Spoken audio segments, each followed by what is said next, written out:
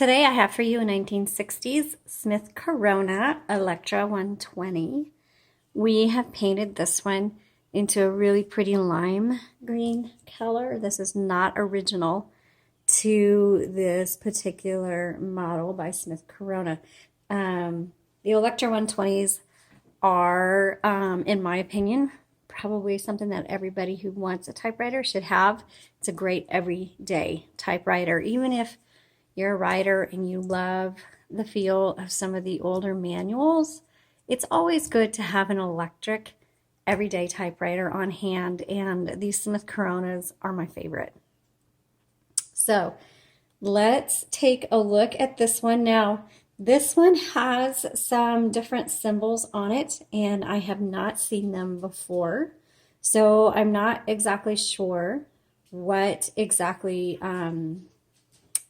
what it is. So you can take a look at, we'll do a typing demo. I'll take photos of it and I'll put close-ups of it on our Etsy listing. Even if the listing is sold, you can still look at the images to see what those symbols are. And you can take a look at the serial number if you want to do some of your own research, because they are a bit unique.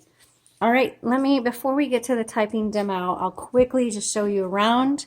Right here you have your paper guides. It keeps the paper from flopping over. To set margins, you press and drag it to where you want. This is a larger carriage. It's a 12-inch carriage, which means it's great for larger paper if you want to do, for example, landscape instead of portrait. 1, 2, and 3, that has to do with when you return, hit the return handle. It's going to advance it to the next line, which is either going to be single, double, or triple spacing on that one. Also, this is an electric typewriter with a manual return. Let's put the carriage all the way to the left, and to release the carriage, you use these knobs behind the roller handles. We'll open that up. You'll see the ribbon in here.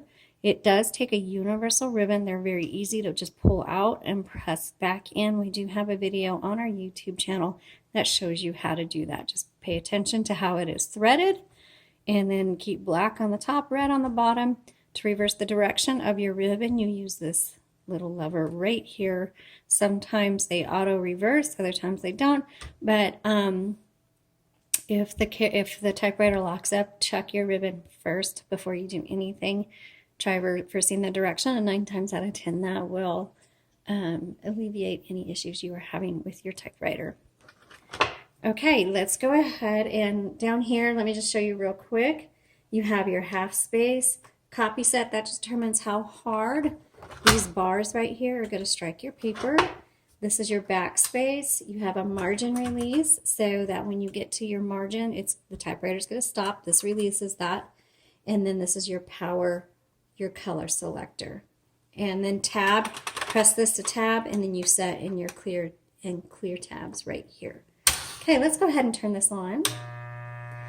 And we will start typing.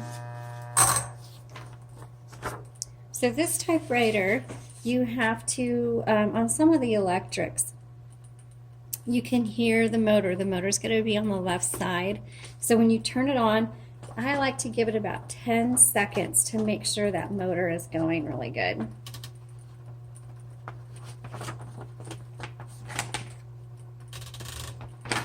Oops.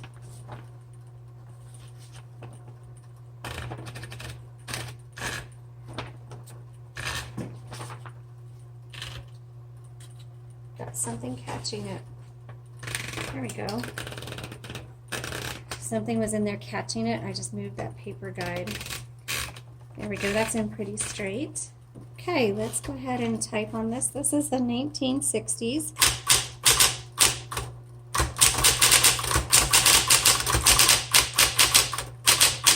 If you are new to typewriters, I recommend this as a first typewriter because it has a much similar feel to working with a computer than the manuals do, because it has a light touch to it.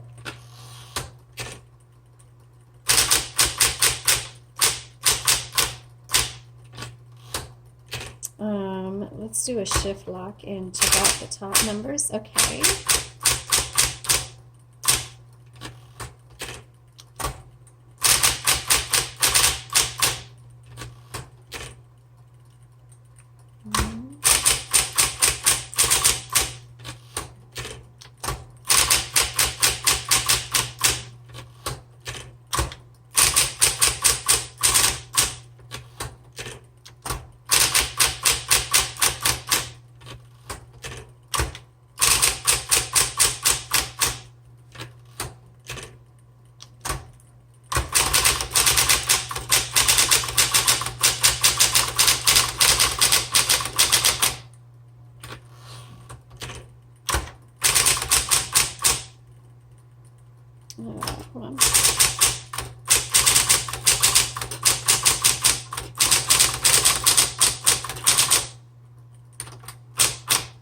Okay, so this is a good example of the ribbon is going to be at the end. I just can tell by looking at the how it's coming out that the ribbon is at the end of the spool. So I'm going to need to reverse the direction. So to do that, I'm going to bring that over. I'm going to flip this. And it's not necessarily because there's an old ribbon in there. It's just because the ribbon direction gets flipped around. So I'm going to type this again and just show you how that's going to change the type.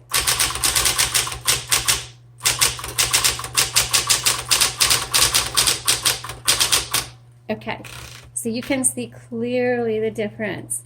And so you need to pay attention to, what's typing. And if you do notice it's getting light, try switching, reversing the direction of the ribbon. Or if you've been using the ribbon for some time, that means it's probably time for you to change it out. Let's try our red ribbon.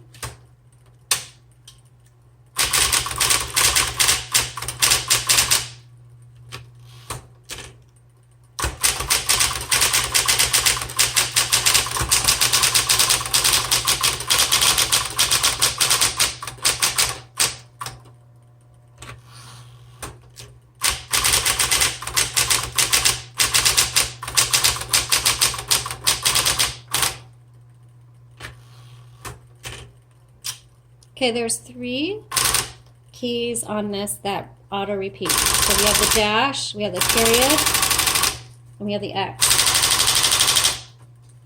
Okay, and 1 second here. I'm going to reverse the direction again. But this time, I'm going to pull this through a little bit.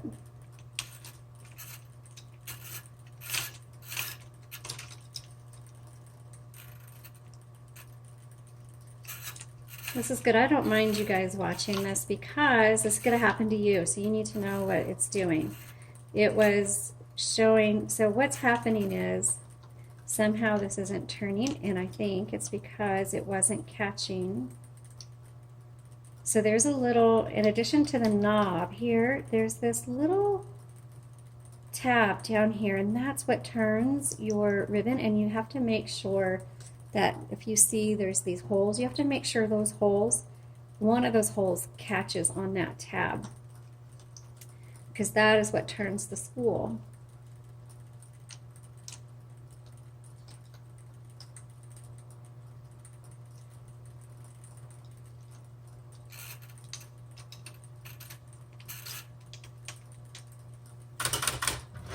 Okay, let's try that again.